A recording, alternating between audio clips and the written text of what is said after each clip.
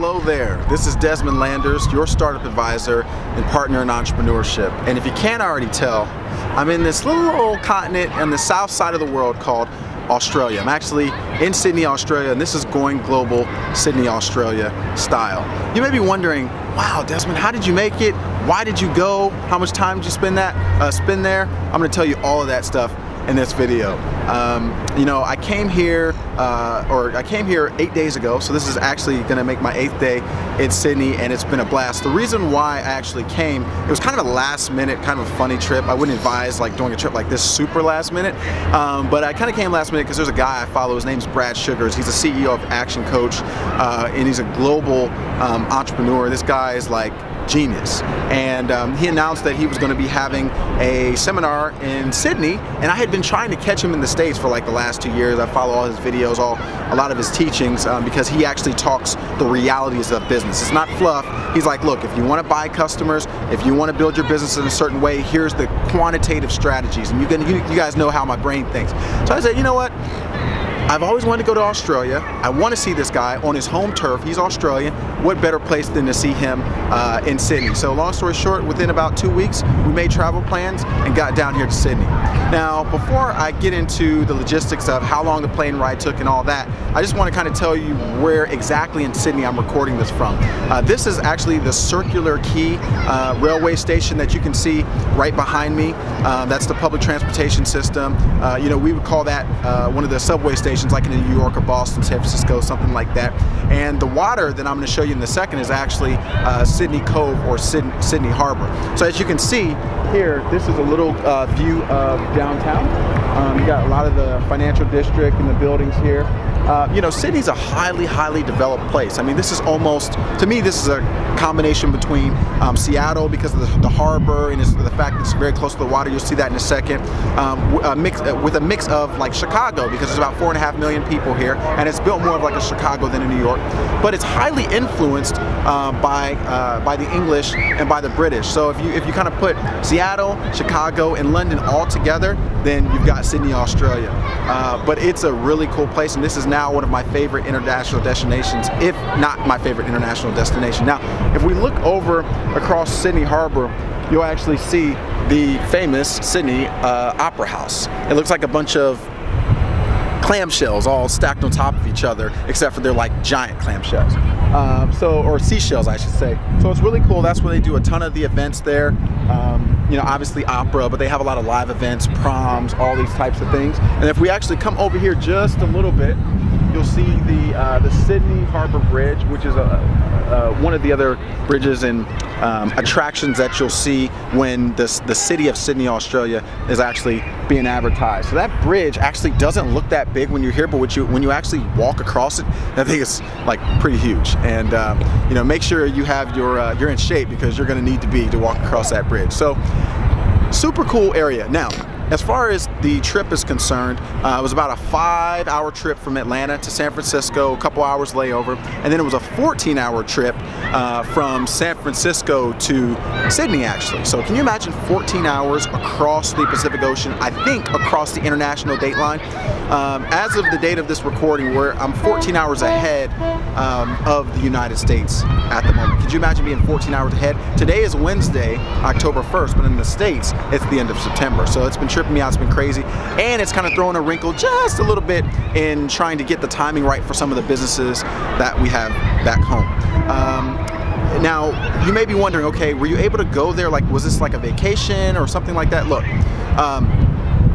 this was more of a work vacation put into one, right? It's what some people would call like semi-retirement, because you don't have to be in the same place working, clocking in, clocking out. We spent a week in Sydney, managed all the businesses from here, because not all of them are internet businesses, but we've set them up to be able to leverage the internet. And so around 2 or 3 a.m., since we're so far ahead, my clock kind of wakes me up automatically in the morning here, and then we see all the new leads that came in, we manage and respond to the current customers, and then we also sign new customers. So believe it or not, we actually made the money that this trip costs on the trip. So we had the money set aside previously, but we made the money on this trip. So that's super cool. Normally when people save for a vacation or a big trip like this, they're saving all year, and then they spend it and they go down to kind of their last dollar, whatever they budgeted, then they have to work a little bit longer to like recoup that money. But wouldn't it be cool to go to an international destination like Sydney, be able to work from here, be able to see some of the favorite people that you follow, and be able to make the money that you're spending while you're actually on your work vacation? That's exactly what we've been able to do. Now, a couple things about Sydney. Number one, it has a very high English British influence. I had no idea about that. I think it was colonized a couple hundred years ago.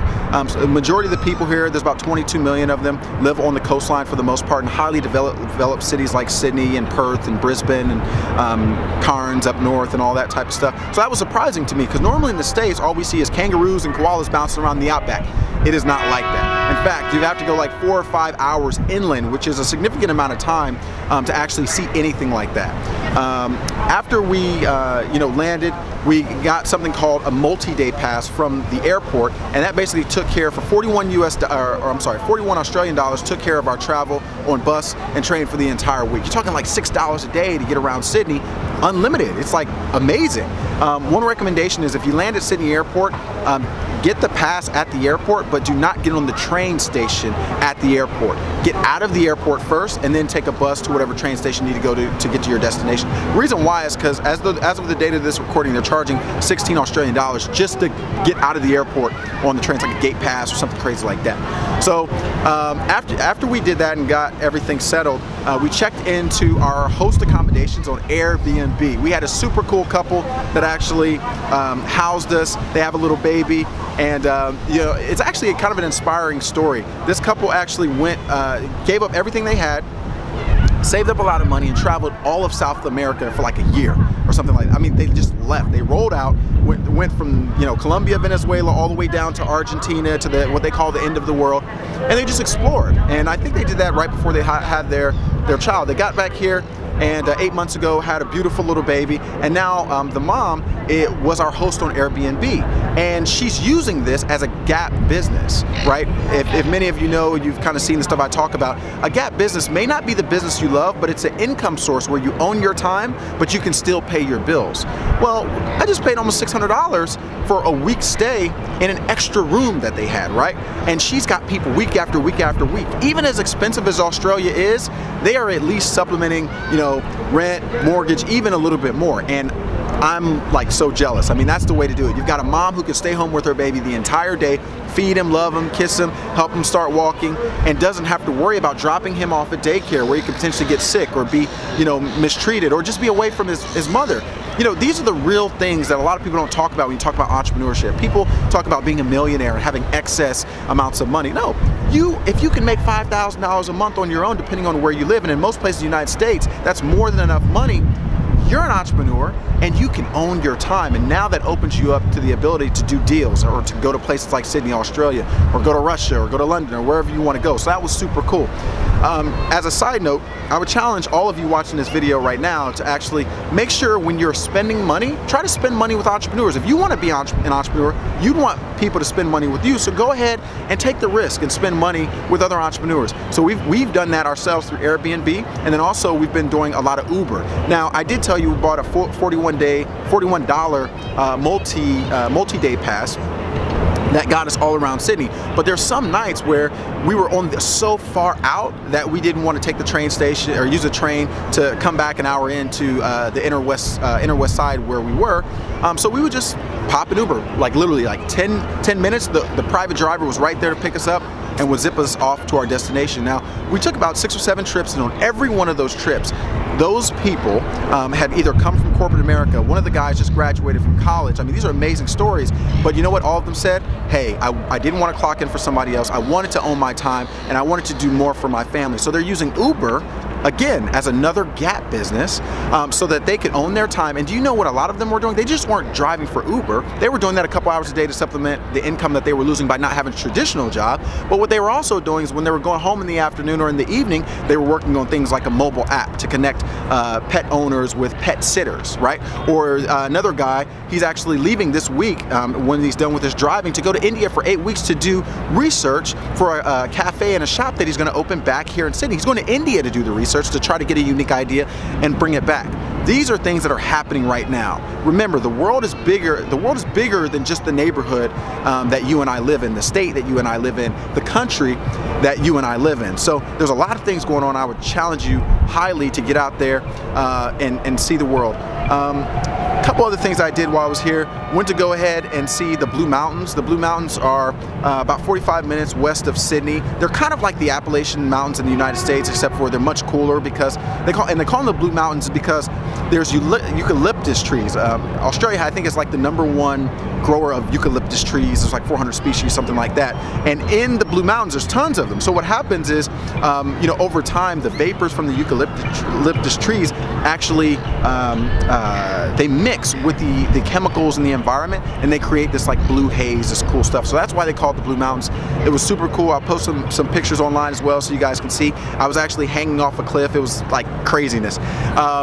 And then we just traveled around the harbor, went to Fort Denison, which is in the middle of Sydney Harbor Cove, checked out again the Harbor Bridge, and we went to a lot of great restaurants. Couple things.